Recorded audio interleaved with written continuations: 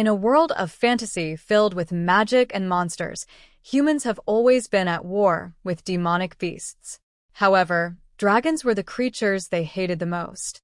This hatred led a group of incredibly strong adventurers to enter an ancient dragon's lair. After trapping the dragon completely, the hero of their party delivered the killing blow.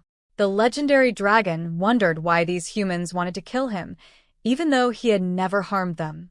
However, his time in this world was not over. He was reincarnated as a human for a family of farmers in a small village. His parents named him Dolan, and he grew up to be a capable young man, haunted by the memories of his past life as a dragon. In this world, children are considered fully grown at the age of 15, which meant they had to live on their own and manage their own lives. One morning, Dolan met up with his brother by the nearby river to fish. His brother asked if he was going to the swamp the next day, as mysterious things had been happening there. The captain of the village guard was too busy playing games to investigate, so Dolan decided to take this opportunity to test himself and discover if he had any talents or if he was as useless as his brother. After catching a large amount of fish, Dolan returned to the village, where he met Mal and Albert. They were impressed by his catch. Dolan thanked Mal for helping him train to face any monsters in the swamp. Albert jokingly told him to run away if he saw Shrek in the swamp, as Shrek had become quite salty over the years. Dolan ignored him and went back to his house to salt the fish and hang it to dry. He remembered that their village, being on the outskirts of the kingdom, lacked enough soldiers for protection, so they had to defend themselves. Later, a red-haired girl called Dolan for his daily magic training. He walked over to his teacher's house and used an incredibly powerful magic spell, which impressed the old woman, who claimed his offensive magic was some of the best she had ever seen. Dolan immediately realized that the noble girl was incredibly skilled and wondered why she was there. However, he didn't have much time as the sun was setting, so he headed towards his parents' house, preparing for the harsh winter ahead. The winters here are incredibly harsh, so the villagers always collect a lot of food beforehand. Dolan decided to drop some off at his parents' place. He was warmly greeted by his family, and his mom cooked a delicious dinner for them, as usual. The next morning, Dolan left bright and early for the swamp but found half the village there to say goodbye. The muscular captain told him to leave quickly so he could return to his PlayStation 5, while the old woman warned him that her fortune-telling predicted a little danger. Dolan didn't seem to care and, after getting some herbs from a local girl, set off on his way. After traveling for several hours through lush forests filled with monsters and wild animals, he finally reached the swamp. It had turned green and smelled disgusting. Dolan knew that only a very strong monster could survive in these conditions, so he grabbed his sword and prepared for a fight. The monster revealed itself to be an incredibly beautiful, half-snake woman who asked if he had come alone. Dolan, confused by the rarity of such demons, revealed that he was there alone to check on the swamp conditions. The woman began behaving strangely, but she assured Dolan that she wasn't there to fight. Before he could understand what was happening, a giant monster emerged from behind her and tried to crush her. She screamed for help, and Dolan quickly slashed the beast's legs off before grabbing the woman and running away. The monster, seemingly made of muck, easily regenerated its leg while Dolan and the woman hid behind a giant mushroom. After a while, the monster moved away, giving them some room to breathe. The woman immediately asked what the monster was doing there. Dolan explained that the monster was an earth elemental that seemed to have gone crazy. He believed that this monster was the reason why everything in the area had vanished. Dolan recalled an earthquake in the area not long ago and speculated that the monster was born from that event. He turned towards the woman and asked her name. She replied that her name was Cell, and she belonged to a breed of monsters known as lamias. Dolan had heard of lamias, famous for their beauty and impressive magical skills. He asks Cell if she would like to help. Cell agrees, claiming that she will try her best to provide support, though she isn't very confident about trusting a human she just met. Dolan finally gives her a signal, and they both go on the offensive, coming out of their hiding places and attacking the monster. The giant beast immediately retaliates and shoots mud pellets at Cell. Thankfully, Dolan comes to the rescue again and slashes the pellets away effortlessly. The monster destroys Cell's spell and attacks Dolan, but he manages to dodge it before jumping on top of the mud demon and slashing it cleanly into 2 pieces. Cell is relieved to see that they have won, but the monster's remains drop all over her, getting her dirty. Dolan immediately rushes over to her, checking if she is hurt, and thanks her for helping him take down the beast. Without her, he wouldn't have been able to close the distance so quickly. He notes that she must be cold and dirty and suggests they find a place to clean up. By nightfall, they manage to find a small shack where they can sleep. While Dolan cooks dinner, Cell, with her massive coils, asks Dolan if he is not scared of her at all. He replies that she is not like the other Lammas he has encountered. Cell is surprised to know that he has met other Lamias. Dolan explains that the Lamias he met before her were much more aggressive and wary of humans. He asks what she was doing so close to human settlements, and she claims that she has recently turned 17, which means she is an adult now and needs to go on a journey to find a husband. Dolan is obviously interested, and Cell explains that Lamias are all females and only give birth to females, so they have to find a husband from a different race as they have no other choice. She claims that Lamias were created when a human female was cursed for being a TikToker, and because of the curse, their bodies have poison that not many people can tolerate. This makes it hard for them to find a man who can survive. Dolan wasn't even paying attention as he was wondering where he needed to put it in a snake, but is snapped back to reality when Cell claims that her father is also a human. Dolan decides that he needs to make a good impression, so he pours her some of the soup he made and offers it to her. She excitedly eats her dinner and loves the soup, asking if it was made with milk. He smiles and replies that his mother taught him how to make it, and every winter they would all huddle together around a fire and drink their soup while talking. Thinking about his family reminds him of the time he was the divine dragon, always lonely in his cave. But now things are better, and he has people he trusts. The next morning, they both get dressed up. Dolan decides that he won't act desperate around Cell and will play hard to get. He tells Cell that he will be heading back to his village now, while Cell replies that she will continue her journey south to keep looking for her husband. Dolan smiles and wonders whether their paths are bound to cross again during their journeys, but decides to leave for now, as his adventures are just starting. The next day, Dolan and the redhead ally learn how to cook like Walter White and Jesse Pinkman from the old hag. She tells them that, unlike normal medicine, magical medicine needs to be prepared with much more care because even a tiny imbalance in the ingredients can be life-threatening. The ally seems to be a pro as she gets the recipe right on the first try, but Dolan fumbles and ends up burning the blue ball cherry.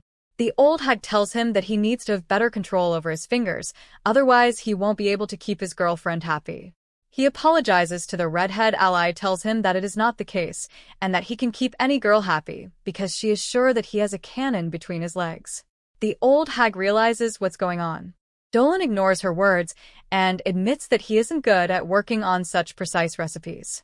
The ally is a bit upset, but then the old woman inspects her medicine and says that she did it perfectly.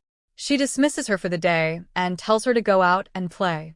Meanwhile, Dolan reflects that as a dragon he never got sick, so he didn't have to worry about medicines. But now he can't manage to do the tiny adjustments. The old witch also tells him that although he is good at offensive magic, he needs to get better at magical medicine. However, there is no need to rush. She advises him to take his time and try different approaches to find what suits him best. Later, Dolan gets invited over for lunch by the allies' family, and as they pray to the goddess Mile, he thinks about how he has not seen her in a very long time. After lunch, he runs back home, but the village cowgirl stops him and offers him her milk. Dolan knows that the cow lady's milk tastes heavenly, but he doesn't want to act desperate.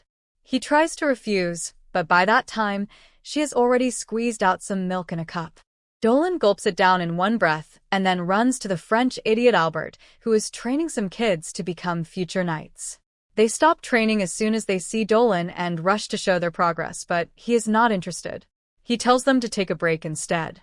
Suddenly, he senses the presence of a monster coming from the forest. Dolan doesn't say anything about it to Albert and enters the forest at night to see what is happening. He thinks the presence feels quite familiar. As he goes deep into the forest, he finds the glow of a campfire. Dolan goes closer and finds that it was actually Cell whose presence he felt. She is in the middle of a hot sponge bath. She freaks out upon seeing Dolan staring at her without any hesitation and falls back. Dolan quickly rushes to her side and stops her from falling and dirtying herself. He asks what she is doing here. Cell covers herself and tells him to stop watching her. Dolan asks why, saying she looks beautiful and her beauty isn't going to diminish just because he is staring. She says it is embarrassing for her and he should also have some shame. Like a total charmer, Dolan says that all living beings are attracted to beauty, so there should be no shame in watching her. This earns him a tight slap. Even after covering up, Cell is upset with him. Dolan still doesn't understand what he did wrong but changes the topic and asks Cell what she's doing here. She sadly says that all the men she met on her journey were afraid of her, so she came back to find Dolan. Even she was quite scared of humans, but she worked up her courage to greet them. However, they didn't even give her the chance to explain herself and ran away as soon as they saw her tail. Dolan thinks he lucked out to have her back and says that he had been wishing to see her again. He suddenly realizes a way to get her to stay longer and asks what she thinks about staying with him. Cell freaks out and asks what he means. Dolan says that she can live with him in their village. Cell thinks it is impossible because people will be afraid of a monster like her. Dolan explains that they already have demi-humans and beast folk living with them, so she would eventually be accepted. As for her being a lamia, Dolan believes that people would be afraid at first, but her gentle personality would win them over in no time. Cell is overjoyed at the idea that she can be friends with humans and gladly accepts to live with Dolan. He says that living with her will make his life more enjoyable, and there will be some good perks for her too. Cell wonders if he is talking about nighttime activities, but Dolan has something better in mind. He says that when they start living together, she can have his life energy anytime she wants. He stretches his hand toward her, and Cell nervously takes it. Dolan sends some of his life energy into her body, and Cell feels rejuvenated. After she is satisfied and smiling, Dolan tells her his plan. A few days later, the roided-up knight captain and his troops find a huge boar and some fish at their doorstep. The same thing has been happening for several days now, and everyone is curious. The redhead ally points out the trail of a giant snake on the ground, and another girl says it must be the half-snake monster they recently spotted in the forest. The captain knows that lamia are powerful and dangerous monsters and doesn't understand why one would leave her prey here. He decides to inform the village elders about it. Everyone wonders if the monster leaving delicious meat at their door is their enemy, but the knight captain tells them not to be fooled. He says that a monster will try to hurt them in the end, so he suggests they form a unit to kill her. Others suggest not taking any risks because lamia are powerful monsters and recommend requesting backup from the capital. The old hag, however, disagrees. She tells the knight captain that no matter how much he cares about the village, he should not make rash decisions without considering everything first. Just then, the ally comes into the room with a weird pot in her hands and tells the hag that she did the fortune-telling just as asked. The old woman checks the results and says that the fortune reading indicates that the appearance of a snake is a good omen, so they must not harm the lamia. Dolan, chopping wood outside and listening to everything, is delighted to hear that the old witch has convinced everyone to give the lamia a chance. In the evening, he runs to the forest to share the good news with Cell. He tells her that there is no immediate threat to her, and now they are ready to move to the final phase of their plan. Cell thanks him for helping her, because he was the one who told her to leave meat offerings outside the village, and even helped her hunt. Dolan tells her not to mind it, and then explains the next part of his plan. The next morning, all the capable fighters of the village and the knights gather for joint training. Captain Ban tells them about the monster called Lamia and says they need to stay on guard against her. Albert tells Dolan that all of the village's big shots are here, and he realizes that Balin still considers Cell a threat. However, all the important people present are just what Dolan needs for the last part of his plan. Balin and Malicide. The most important person for his plan is the priestess, who is greatly valued in the village because she can use healing and purification magic. She represents the church and has the power to declare Cell good or evil. Dolan wishes that everything goes well and that the priestess doesn't judge Cell as evil. He looks toward the forest where Cell is trembling with fear and anticipation. Last night, Dolan told her his plan, which included him jumping into the den of low-level monsters and Cell saving him from them. He told her that once she saves him, no one will call her evil, and she will be set to live in the village. She is not sure about it now, and wonders when she is supposed to take action. Dolan is also waiting for that moment patiently. Then, a soldier comes running from the forest and tells the captain that he found the monster. Everyone thinks the Lamia is here, and even Cell wonders if there is another snake girl besides her. However, Dolan, with his sharp senses, realizes that the monster the frantic soldier is talking about is something much more dangerous. Just then, a giant armored bear appears, and all the knights panic as they see it. Captain Balin tells everyone to slowly head back because they can't even think of fighting the armored bear, as it can kill them with one hit. The kids start running, and the redhead cowboy falls to the ground. The bear notices him and starts approaching, stressing everyone out. Dolan rushes to save the boy, thinking that the only way to stop the armored bear is by using his dragon powers. However, just as he is about to reach the boy, Cell leaps out from the bushes. She shields Dolan and the boy with her body, suffering a severe injury from the bear's claw in the process. Everyone is dumbfounded to see this. Then, Cell turns toward the bear, using her innate hypnotic powers to send it back to the forest. The bear obeys her and heads back, and everyone is surprised by Cell's powers.